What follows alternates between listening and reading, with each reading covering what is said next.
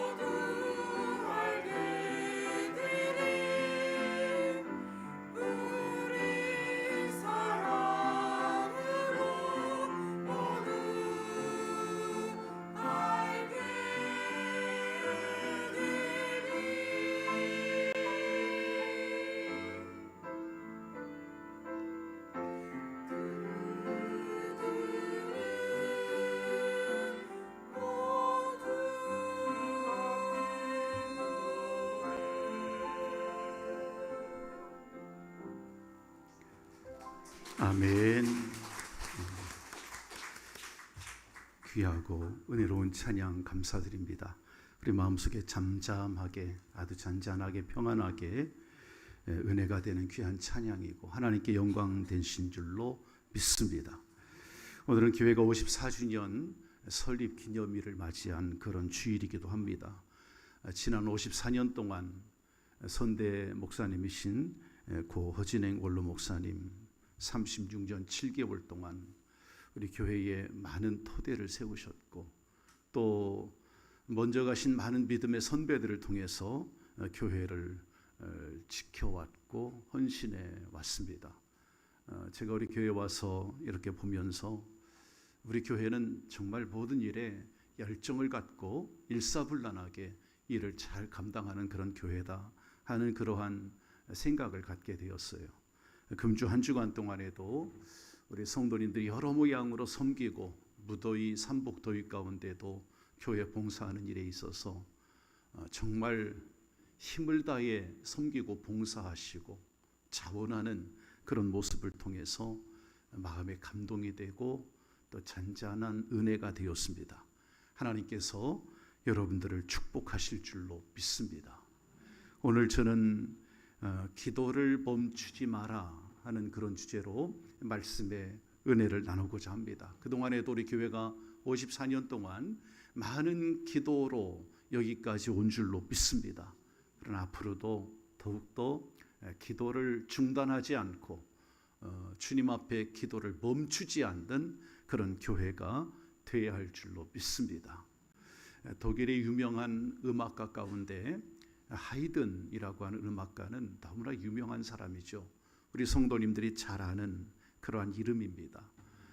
이분이 아주 독실한 믿음을 가진 그리스도인이었다고 그래요. 한 번은 아주 저명한 학계에 많은 예술가들이 모여가지고 그 모임에 이 하이든이 함께 참여를 하게 되었습니다.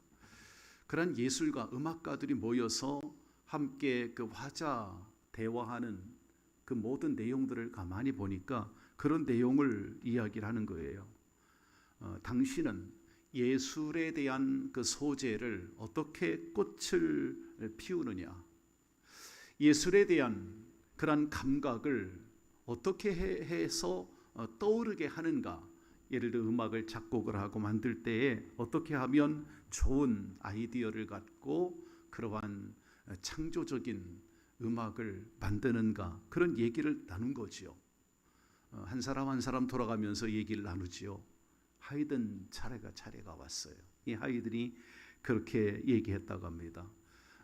내 집에는 작은 방이 하나 있습니다. 골방이 있는데 그곳을 하나님께 기도하는 방으로 정해놨습니다. 나는 일에 지쳤을 때나 또는 어떤 악상이 떠오르지 않을 때는 언제나 그 방에 들어가서 하나님과의 교제하는 시간을 갖습니다. 거기서 기도하고 나면 하나님께서 저에게 새 힘을 주실 뿐만 아니라 영혼의 빛을 비추어 주어서 아름다운 음악을 작곡을 하게 되었노라. 이렇게 하이든이 사람들 앞에서 자기의 그러한 음악적인 모든 것을 이야기를 했습니다. 그래요, 여러분. 하이든이 그런 유명한 음악가가 된 것은 그가 기도하는 사람이었다 하는 것이죠. 우리 찬송가에도 하이든이 지은 그런 찬송가들이 있습니다. 종종 하이든의 찬송가, 그의 음악은 상당히 밝은 면을 갖고 있어요. 음색이 아주 영적인 면을 충족시켜주는 그러한 찬양곡을, 명곡을 많이 남겼어요. 그만큼 이 하이든의 음악은 우연한 곳에서 악상이 떠오른 게 아니구나, 하나님 앞에 정말 깊이 있는 교제, 그가 기도의 골방에 들어가서 하나님 앞에 기도하는 가운데 영감을 받고 하나님께서 주시는 그러한 지혜로 음악을 작곡을 했구나, 그건 분명히 기도의 결과였다 하는 것을 우리가 알 수 있는 거예요. 사랑하는 성도 여러분, 우리가 세상에 살아갈 때 우리 자신의 힘으로 해결할 수 없는 어떤 어려운 그런 처지에 처할 때가 많습니다. 덴마크의 철학자였던 케르케고르가 우리 인간을 상당히 유한한 그런 연약한 존재임을 표현을 했습니다만, 인간은 그렇습니다. 우리는 피조물이기에 능력은 한계가 있고 스스로 해결할 수 있는 부분도 그렇게 많지가 않아요. 우리는 유한하기 때문에, 한계를 지닌 사람들이기 때문에 그런 거죠. 그래서 기도해야 될 줄로 믿습니다. 시편에 보면 시편 34편 4절과 6절에 보면 내가 여호와께 구하매 내게 응답하시고 내 모든 어려움에서 나를 건지셨도다. 이 곤고한 자가 부르짖음에 여호와께서 들으시고 그 모든 환난에서 구원하셨도다라고 기록하고 있어요. 그러니까 삶의 두려움을 가지고 있는 사람들, 때로는 시리와 낙심에 차 있는 사람들, 우리는 늘 삶 속에 그런 낭망이 올 때도 있고 시리가 찾아올 때도 있고 실패할 때도 있고 그 때문에 우리 마음에 두려움이 엄습해 올 때가 많습니다. 그래서 그런 사람들은 이 시편의 다윗의 고백과 같이 하나님께 부르짖기만 하면, 하나님께 기도하면 하나님께서 우리 안에 있는 두려움에서 우리를 건져주시고 환난에서 우리를 구원하실 줄로 믿습니다. 오늘 본문 성경은 에레미야 선지자를 통해 주신 말씀이잖아요. 이 일을 행하시는 여호와, 이 일을 만들어서 성취하시는 여호와, 그가 말씀하시기를 너는 내게 부르짖으라. 내가 내게 응답하겠고 내가 알지 못하는 크고 비밀한 일을, 은밀한 일을 내게 보여주리라. 이렇게 말씀을 하셨어요. 그러므로 기도하는 자에게 하나님은 어떠한 선물을 주시는가, 오늘 이 말씀을 통해 우리가 생각해 봐야 하고, 이 말씀을 통해 기도를 멈추지 마라 라는 그 제목으로 말씀의 은혜를 나누고자 하는 거예요. 자, 성경을 보겠습니다. 예레미야 33장 1절을 다 같이 한번 더 읽어보시겠습니다. 합독해서 시작. 에레미야가 아직 시위대 뜰에 갇혔을 때 여호와의 말씀이 그에게 두 번째로 임하니라. 이르시되, 하나님께서 에레미야에게 너는 내게 부르짖으라 라고 말씀하신 그때가 언제냐, 1절에 보니까 그때가 에레미야가 시위대 뜰에 갇혀 있을 때였다, 그렇게 말하고 있습니다. 시위대라는 것은 왕의 근위병들을 얘기하는 거예요. 특수사범이 갇혀 있는 그런 감옥입니다. 그 감옥에 에레미야 선지자가 갇혀 있을 때, 에레미야 선지자는 임박한 유다의 멸망을 예언하다가 사람들에게 미움을 받아서 감옥에 갇히게 된 겁니다. 사람들이 싫어하는 소리를 하니까 에레미야의 그 외침과 선포가 그 당시 많은 사람들에게 듣기 싫은 얘기를 했던 것 같아요. 그러니까 예레미야가 그렇게 감옥에 붙들려가는 그런 신세가 되고 말았습니다. 여러분, 그 당시 사람들은 이 아하방 시대인데 에레미야가 멸망을 선포합니다. 유다 나라가 앞으로 멸망하게 될 거다. 나라가 어지럽게 정말 앞으로 힘든 그런 나라가 될 거다. 그러니까 이러한 회개망측한 소리를 하니까 정치가들이나 종교 지도자들이 이 에레미야를 그냥 놔둬서는 안 되겠어요. 이 사회를 어지럽게 하는 그런 존재다 해가지고 그를 죽이려고 했던 겁니다. 그러니까 에레미야는 언제 그에게 죽을지 모르는 그런 위기에 처해 있는 거예요. 지금 시위대, 왕의 근위대 그 감옥에 갇혀 있는 것입니다. 그런 위기 가운데 그를 향해서 하나님은 말씀하시고 있어요. 얼마나 겁이 나겠습니까? 에레미야 선지자가 그에게 찾아오시죠. 주님은 말씀하십니다. 내게 부르짖으면 내가 응답해 주겠고 네가 지금까지 알지 못한 큰 그런 은혜를 주시겠다. 할렐루야. 그 말씀을 이 성경에서 기록하고 있는 것입니다. 즉 여호와의 일을 하다가 죽게 될지 모르지만 이 두려움 가운데 있는 에레미야에게 낙심하지 말라는 거예요.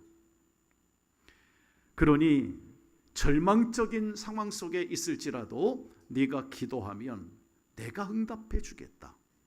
힘을 내라. 이렇게 말하고 있는 거죠. 우리 옆 사람에게 이렇게 한번 고민합시다. 힘을 내십시오. 그래요. 우리가 주님 앞에 기도하고 주님 앞에 부르짖으면 하나님께서 힘 주실 줄로 믿습니다. 이 말씀이 1차적으로는 에레미야 선지자에게 하신 말씀이지만 동시에 이 말씀은 그 당시 기울어져가는 유다 백성에게 하고 있는 말씀인 거예요. 당시 유다 백성은 바벨론의 3차 침공을 받고 있었습니다. 예루살렘은 적에 의해서 완전히 포위당합니다. 성 안에 있는 유다 백성들은 왕궁과 그들의 집을 헐어서 성벽을 더 높게 쌓아 올립니다. 왜? 적들의 침략 가운데 안전하게 보장받기 위해서죠. 그러나 그들의 공격에서 헤어나올 그런 전망이 전혀 보이질 않습니다. 그런데 그 당시 선지자들과 또 정권을 잡았던 이 정치인들이 예루살렘의 성전에 하나님이 계시는데 왜 이 나라가 망한다고 하느냐 하면서 종교 지도자들도 정치인들도 지금 에레미야의 그 외침을, 에레미야의 그 예언을 다 등한시합니다. 이 나라는 예루살렘 성전에 하나님이 계시기 때문에 함락되지 않는다. 왜 해괴망측한 소리를 전파하느냐, 그런 얘기겠죠. 하지만 유독 이 에레미야 선지자만이 예루살렘의 멸망을 지금 선포하고 있는 거예요. 그러니 그들이 마음을 얼마나 힘들게 했을까요? 일반 종교 지도자들이나 정치인들의 마음속에는 에레미야의 이 말이 굉장히 가시돋친 그런 말로 들렸겠죠. 여러분, 그렇습니다. 옛날이나 지금이나 하나님의 뜻을 전하고 진실한 말을 하는 사람들은 항상 비난을 받거나 또는 배척을 당하는 그런 일들이 역사적으로 봐도 참 많이 있었습니다. 하나님께서는 지금 그런 에레미야를 통해서 이런 위기 속에 있는 이스라엘 백성들을 향해 내게 부르짖으면 구원해 주시겠다고 말씀을 하고 있는 거예요. 그것이 에레미야 본인뿐만 아니라 실상은 유다 백성들이 하나님께 부르짖으면 멸망할 나라이지만 하나님이 왜 구원시켜 주지 않으시겠습니까? 그런데 그들은 에레미야 선지자의 말을 듣지 않습니다. 관료들도 종교 지도자들도 한낱 다 에레미야의 마음을, 그의 말씀을 다 무시하는 거죠. 하나님을 찾는 사람도 없고 하나님 앞에 부르짖는 사람도 없었어요. 그래서 오직 이 예루살렘의 멸망을 내다봤던 에레미야 선지자만 하나님께 부르짖고 있는 그런 상황을 우리 성경에서 볼 수 있는 것입니다. 그래서 이 예루살렘은 결국 함락을 당합니다. 바벨론에 의해서 다 망하지요.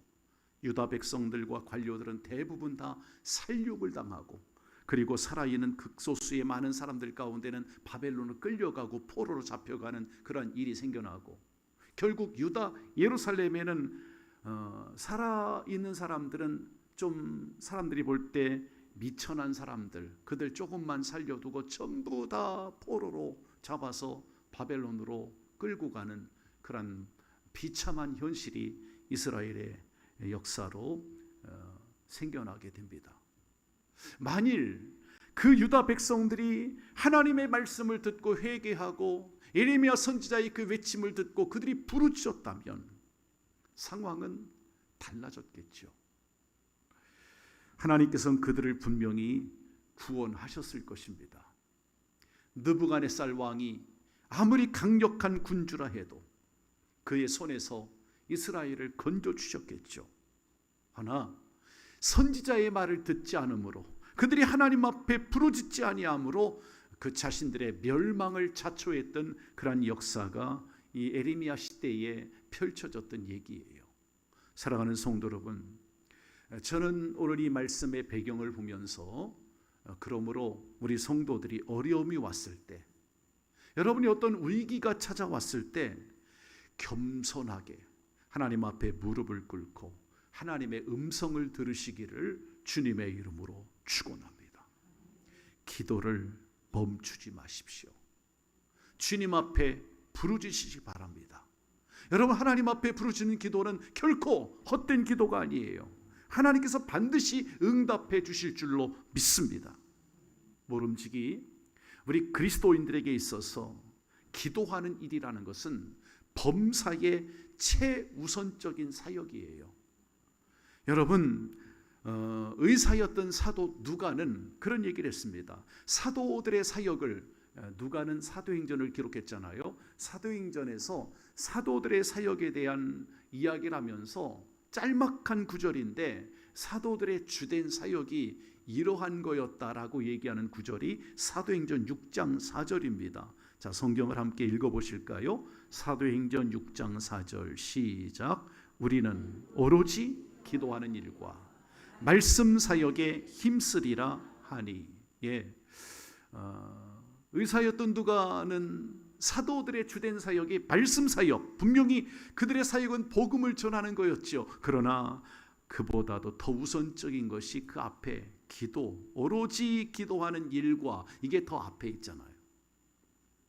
말씀 사역, 복음 사역이 사도들의 주된 사역인데 그보다 더 앞서 있는 것이 오로지 기도하는 것이 더 먼저였다는 거예요. 그러므로 성도 여러분, 기도가 없이 여러분이 하는 그 어떠한 사역도 하나님의 뜻을 이룰 수가 없는 거예요. 이룰 수 없어요. 기도 없이 하는 사역은. 가끔 보면 교회에서 봉사를 열심히 하는 사람들이 있어요. 봉사를 참 열심히 하고 잘하는데 제가 볼 때는 저분은 좀 더 기도하면서 했으면 좋겠는데 기도가 많이 부족하다 하는 걸 느낄 때가 있어요.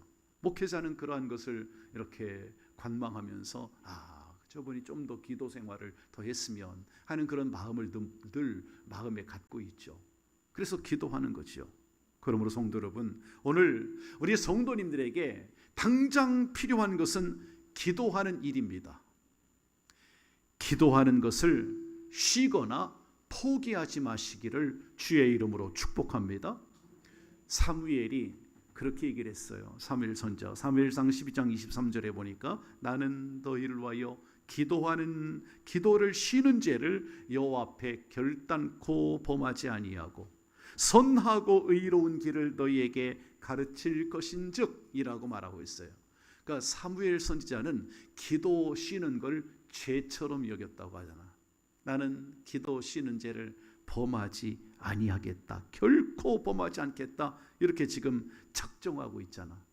그러므로 성도 여러분, 기도는 만사를 변화시키는 줄로 믿습니다. 기도는 역사를 일으킵니다. 부디 기도를 멈추지 마라. 기도를 중단하지 않으시는 성도님들 되시기를 예수님의 이름으로 축원을 드립니다. 자, 계속해서 2절을 볼까요?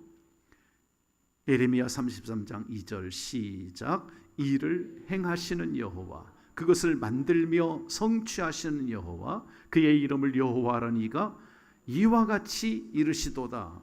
자, 이 말씀 속에 잘 보세요. 2절 말씀 보면 하나님은 우리의 모든 일이 하나님의 손바닥에 있다는 거예요. 하나님의 장중에, 우리 인간의 모든 매사가 하나님의 장중에 있다. 그렇게 얘기하고 있는 거지. 자, 하나님이 어떤 분이냐? 2절에 이렇게 말하잖아. 일을 뭐 하는 여호와? 행하시는 여호와. 그리고 그것을 만들어서 성취하시는 여호와. 자, 같이 일을 행하는 여호와, 그 일을 성취하는 여호와.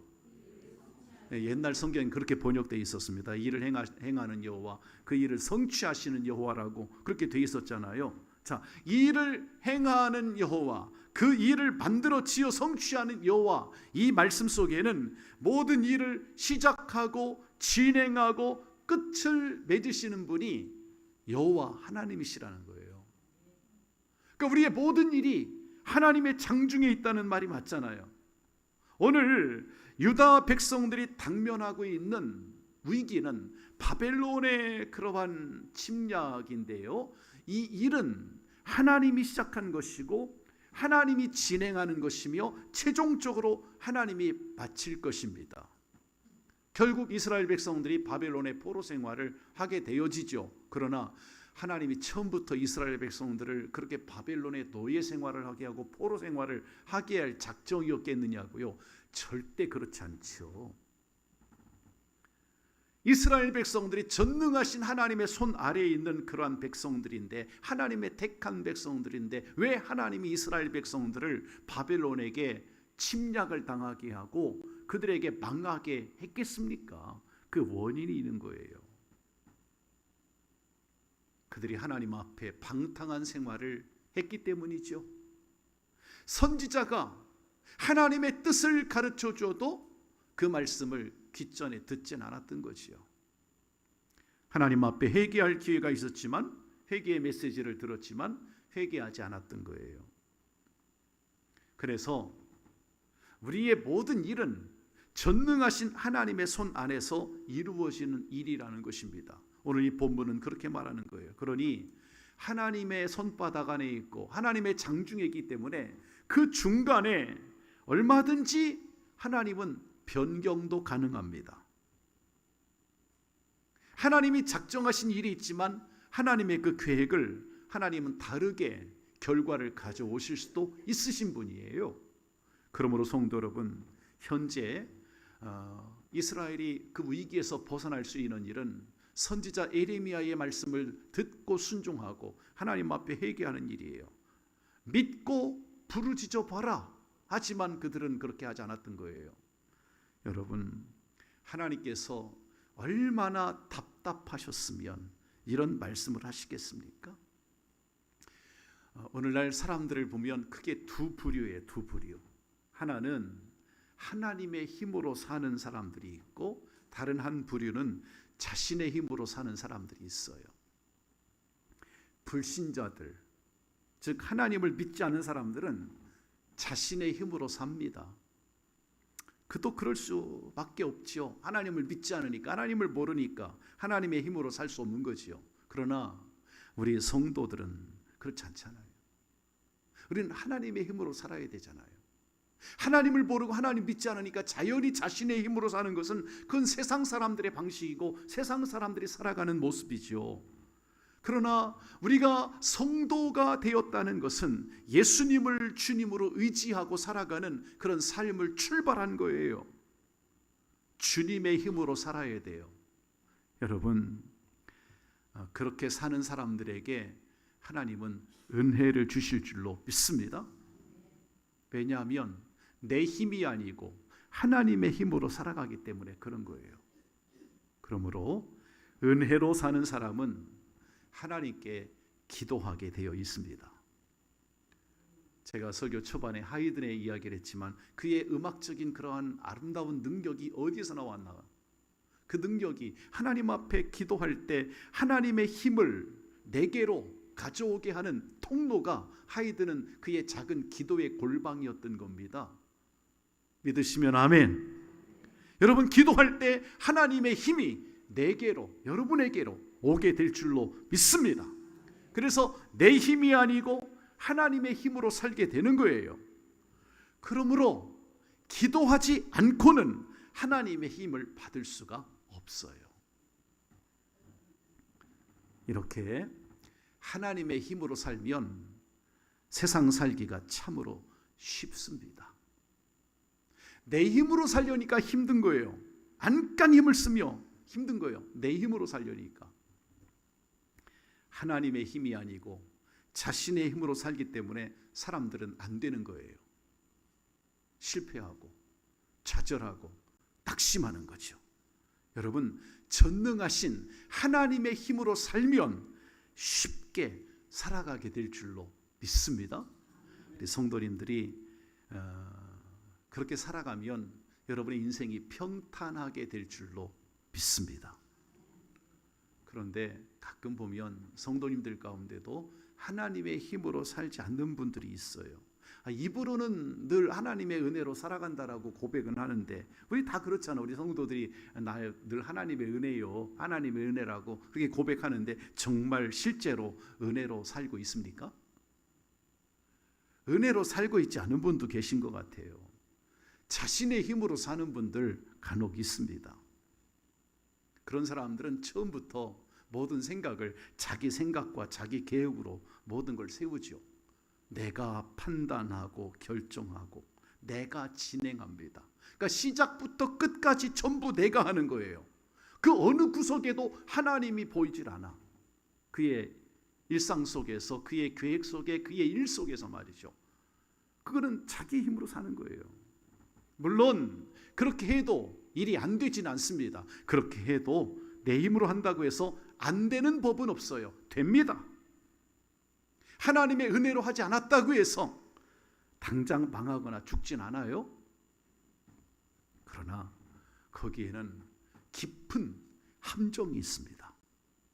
여러분, 내 힘으로 자신의 힘으로 이걸 계속 반복하고 또 반복하다 보면 자신의 힘으로 모든 일을 해결하려는 습성이 그 몸에 배게 됩니다. 그렇게 되면 그 사람은 매사에 하나님을 의지하지 않게 되는 거예요. 여러분 한번 자신을 이 시간에 점검을 해보십시오. 크게 어떤 사업을 시작하는 일, 여러분이 있는 사업 말입니다. 그 사업을 시작하는 일이나 또는 새 집을 사가지고 이사가는 일이나 여러분 자녀를 길러서 대학에 보내는 일이나 또 결혼을 시키는 일이나 여러분 교회에서 신앙생활하는 일, 이 기타 등등 그런 많은 큰 일 가운데 그런 일을 우리가 시작할 때 내 힘으로 하려고 하는 사람들 많아. 내 힘만 갖고. 그거 안 됩니다. 작게는 오늘 내가 무엇을 해야 할까? 내가 전도 모임에 나가야 할까 말아야 될까? 내가 수요일 예배에 참석해야 될까 말아야 될까? 금요 비전 기도에 갈까 말까? 내가 기도할까 말까? 새벽 기도 할까 말까?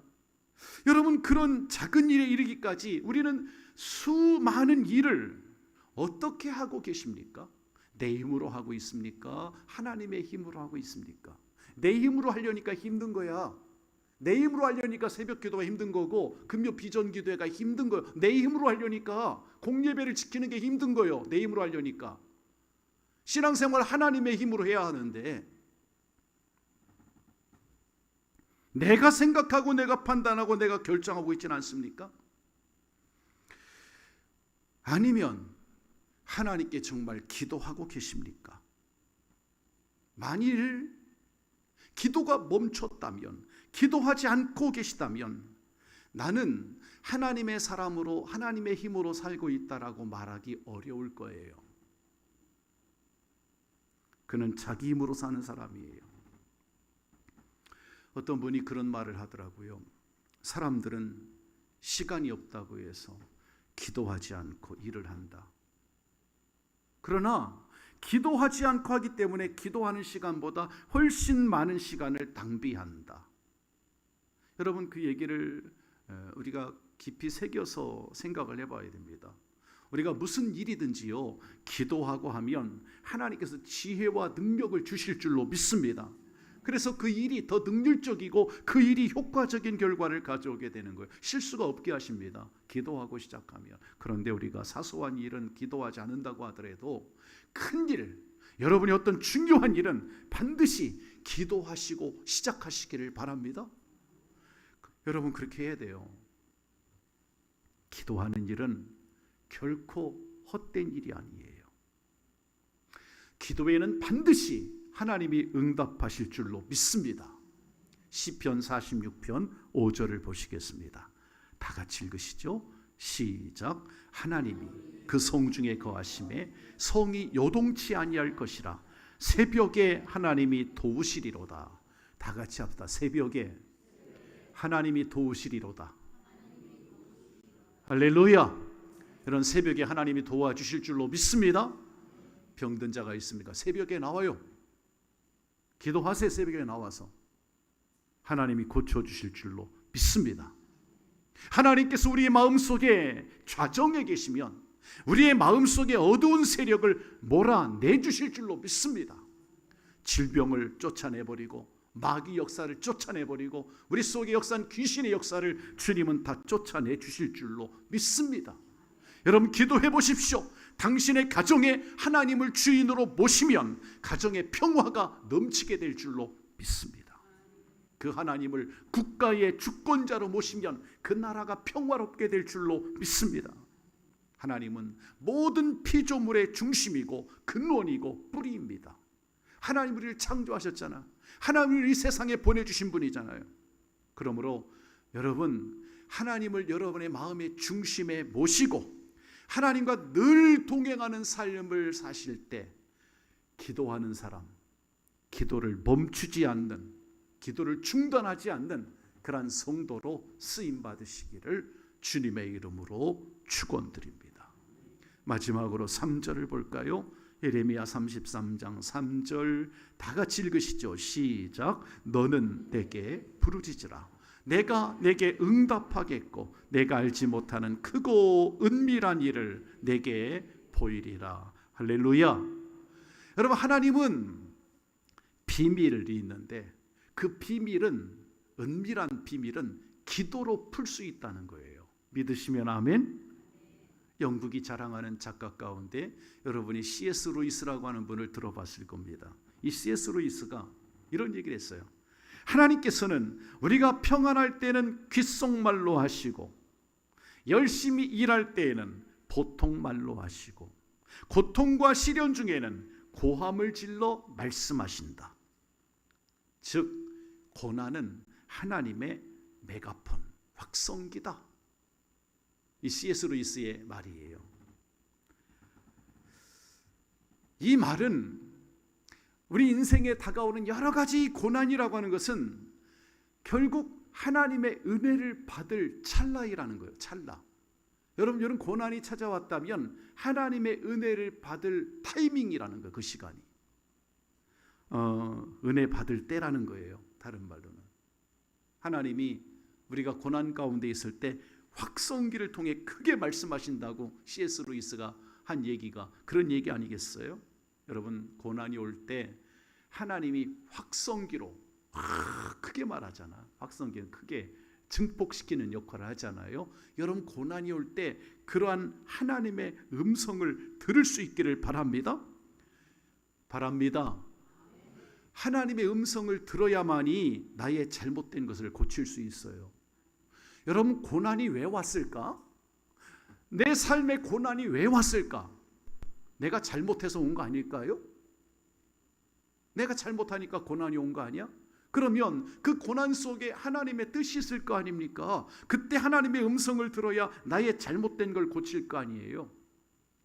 고난이 왔을 때 하나님의 음성을 들어야 그래야만이 회개하게 되잖아요. 내 속에 있는 모든 죄악들을, 내 심령 가운데 있는, 내 생활 가운데 있는 모든 죄악들을 다 깨끗하게 청소할 수 있잖아요. 하나님의 음성을 들어야. 시원치 않았던 신앙생활을 다시 한번 좀 조일 때, 여러분 우리가 고난이 오면 하나님의 뜻이 있어요. 신앙생활을 시원치 않게 하고 있으니까 하나님이 조여오는 거야. 하나님께서 뜨겁지도 않고 차지도 않게 신앙생활을 하니까 미지근한 그 마음을 하나님이 두근두근 그 마음 속에 고난을 통해서 깨닫게 하시는 거예요.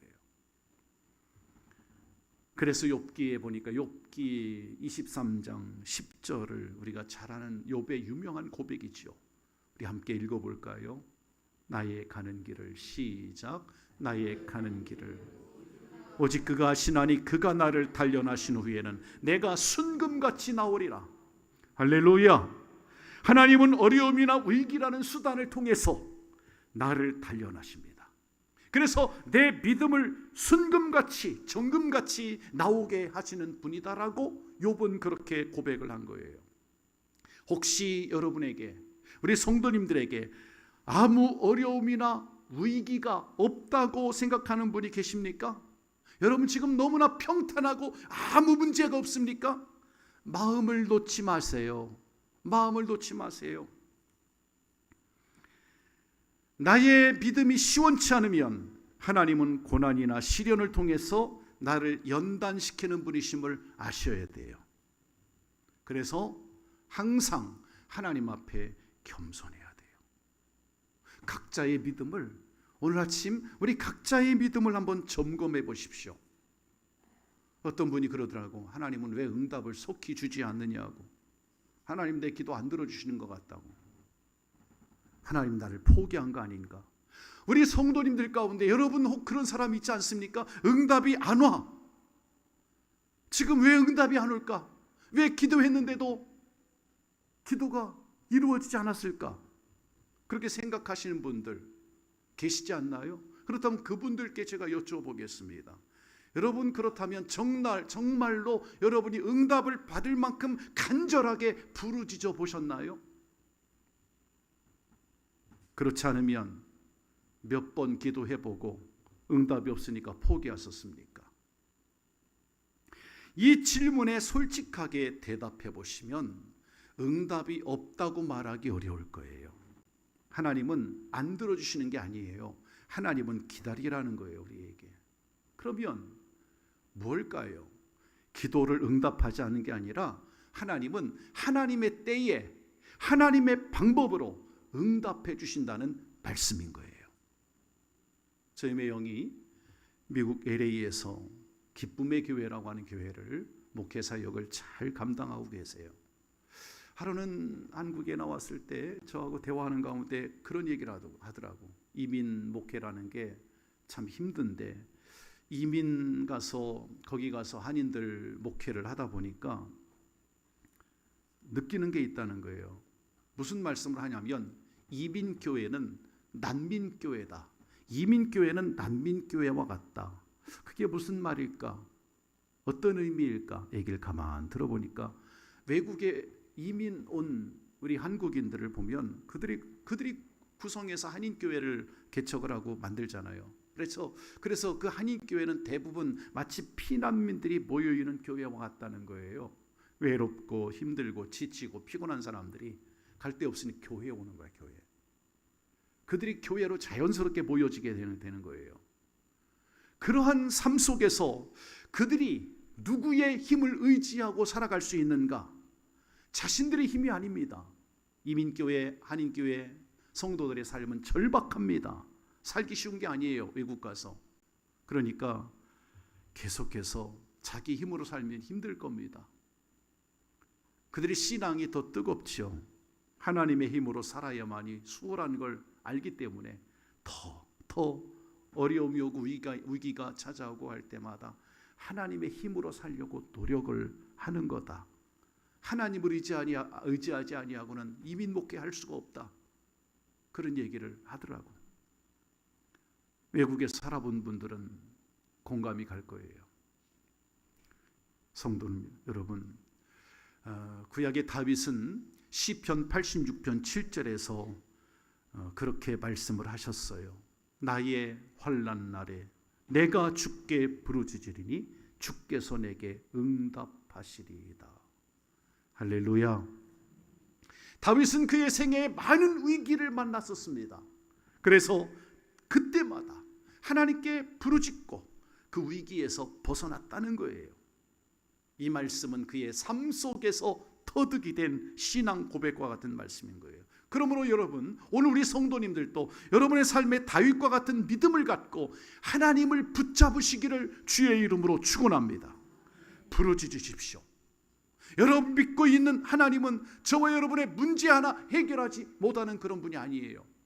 하나님은 우리의 어떤 문제도 해결해 주지 못하는 분이 아닙니다. 못하실 일이 없으신 분이에요.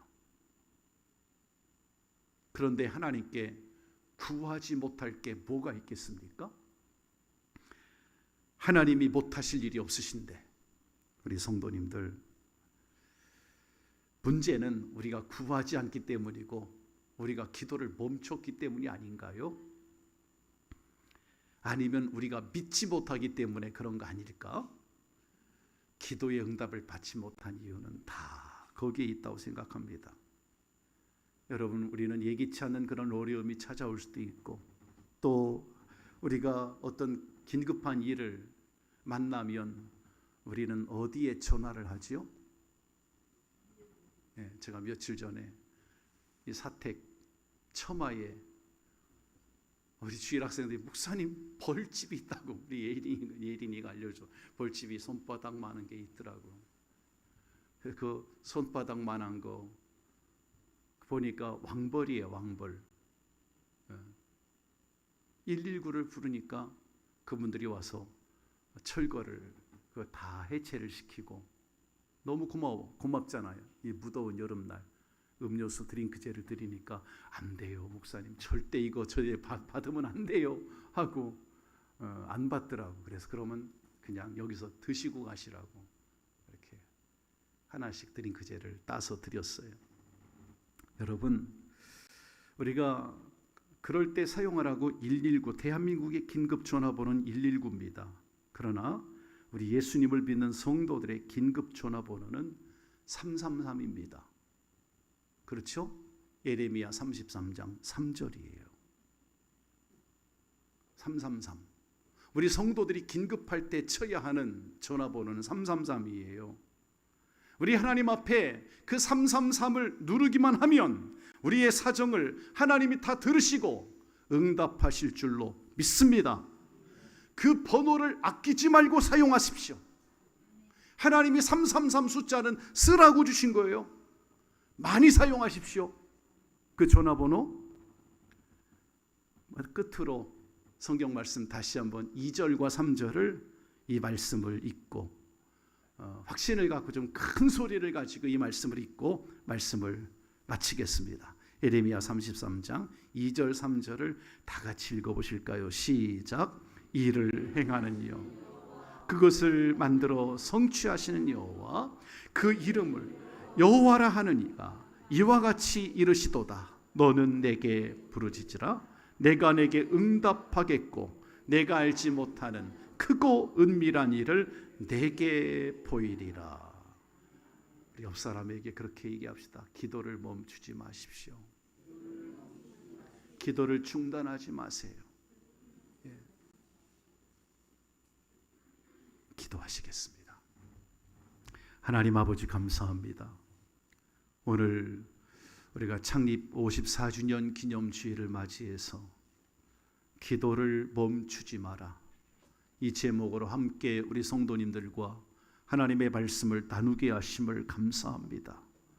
주님, 하나님께서 약속하신 말씀을 부여잡고 주님께 부르짖고 기도하며 응답도 받게 하시고 멈추지 않는 성도님들의 기도 생활이 되어서 하나님의 은혜를 마음껏 누리며 살아가는 우리 상신교회가 되게 하여 주시옵소서. 예수님의 이름으로 기도하옵나이다. 아멘.